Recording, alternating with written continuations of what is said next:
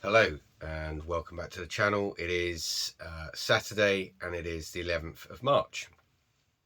So yesterday, I don't know if you saw my post, I said I wanted to do a little bit of a video and upload on my understanding of magic. And I'm not talking about pulling rabbits out of hats and making coins and magically appear through sleight of hand and stuff like that. I'm not talking about that kind of magic. I'm talking about magic with a K on the end and not a C. Well, it actually ends in CK, but yeah. Anyway, so this is the kind of, I suppose, what people call the occult or occultism, which actually occult means secret. So yeah, occult, it is secret. But anyway, I just wanted to share with you, and quick disclaimer, I'm not here to offend you. I want to give you my understanding of how some things in the world work when we don't understand how these things come into manifestation, shall we say. So first thing to get your head around is we are all one. We are one with absolutely everything. And the reason why we're all one is because we are all made of the same stuff, right? We're all made of atoms. We're tiny little spinning like little solar systems, right? Everything around us, including our bodies and everything, even this, tables, everything, so objects that appear solid are in a constant state of motion. They are in a constant fluidity, a state of flux, if you like. And what it does, what magic is the ability to affect our reality. Okay, our ability to literally with mind, with what many people might call prayer, thoughts, meditation, the ability to affect our circumstances, our life circumstances. And obviously that works as a two-way street. So we do have a small global mafia trying to take control of everything at the moment. The cabal, I like to call them. I won't call them by their proper name because or what they've identified as, even though they are not what even that they've identified as. It's dodgy ground, especially to to go there at this time. So I'm a pagan. Okay, I get involved with ritual. I recognise the 8 Sabbats of the year. People might say that that's witchy, and yeah, I happily call myself a mage, a pagan mage, of pagan beliefs and Wiccan kind of beliefs. Okay, that's my belief structure. I was kind of just born into it, really. I won't go into that. I don't really want to divulge too much private information on the internet, but let's just say I was kind of just sort of ended up in it. Anyway, so my understanding of magic has grown over the years, and I've dabbled in many different areas of learning about magic and different forms of it. So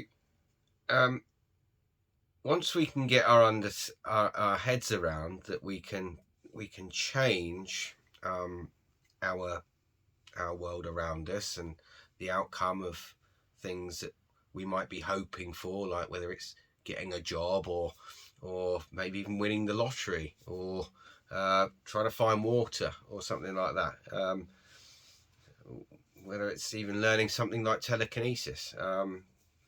You know, you have to sort of like take your mind outside of the box as to what you've traditionally been sort of taught, you know, the doctrine, if you like.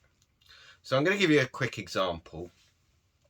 So obviously we can all remember, you know, what happened sort of, you know, 3 years ago in March. It's about a 3-year anniversary, isn't it?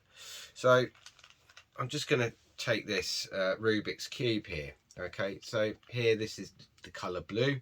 Obviously, you know, subconsciously, the minute you see that colour, you might think, oh, the sky or the air or the sea or whatever. You know, colour green there might make you think of, you know, forests or fields or maybe an agenda that we're not really that fond of. You know, you got yellow there, for example, makes you think of maybe, you know, sunlight or golden fields of corn or something like that, you know. However, if I just sort of take that there, and I've got another little Rubik's Cube here. It's only a small one, and then I pop that. What pops straight into your mind now? Okay, that's subliminal. That's the power of this, and this has been happening since, you know, obviously this is the current thing, right? That's, you know, not going really very well for them either. Don't try and start wars with big countries. It's just not a good idea. But yeah, like, that is the current narrative, and the way that this is a form of color magic. And I suppose the best way to understand color magic is if I give you another example. So there it is. Yeah, we know what country we're thinking about. Yeah, I don't know if you've noticed that if in your television programs, especially programs like Doctors, which, you know, I've had the delight of watching for the past sort of 3 weeks because I've been off of work. So, but even if we look at the advertising from the old Rona, yeah, look, yeah, it was all, yeah, this one, yeah, it's all got that theme, that color scheme. Okay, so it's to keep you locked in. That's why they're using that color scheme. It's like with politics, you've either got the blue or you've got the red.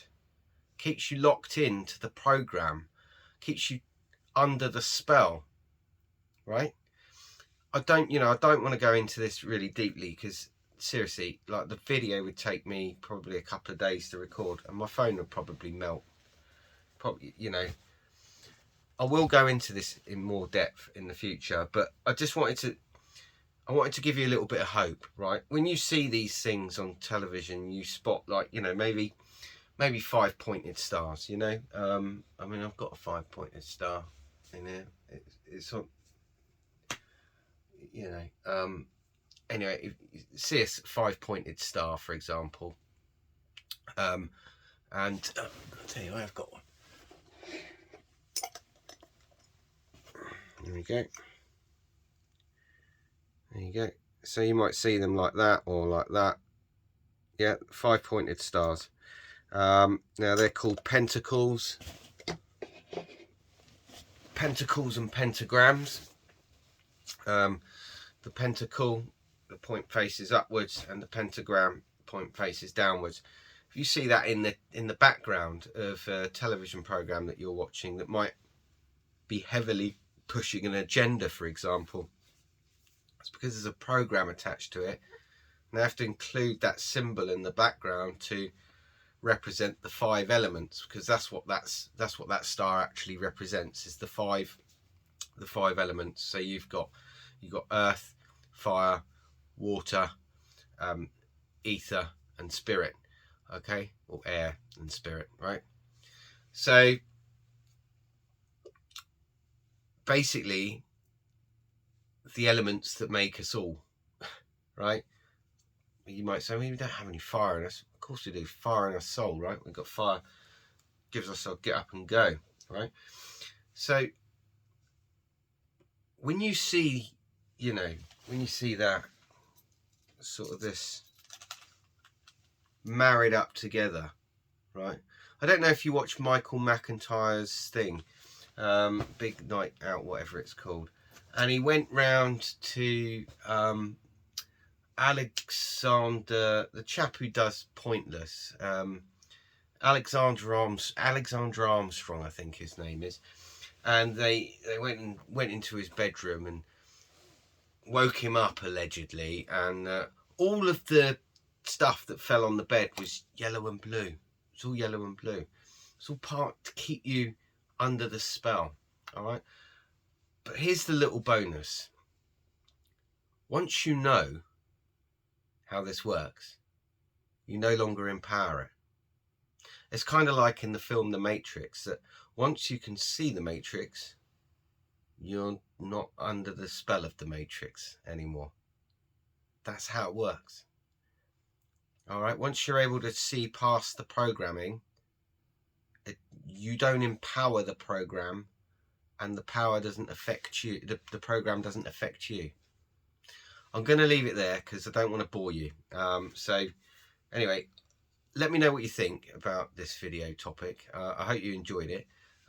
Leave a like on it if you liked it. Send it to a friend if you think it'll be interesting to them. Again, I'm not here to cause any offence, and I wish you a blessed weekend, and I will see you in the next one. Thanks for watching.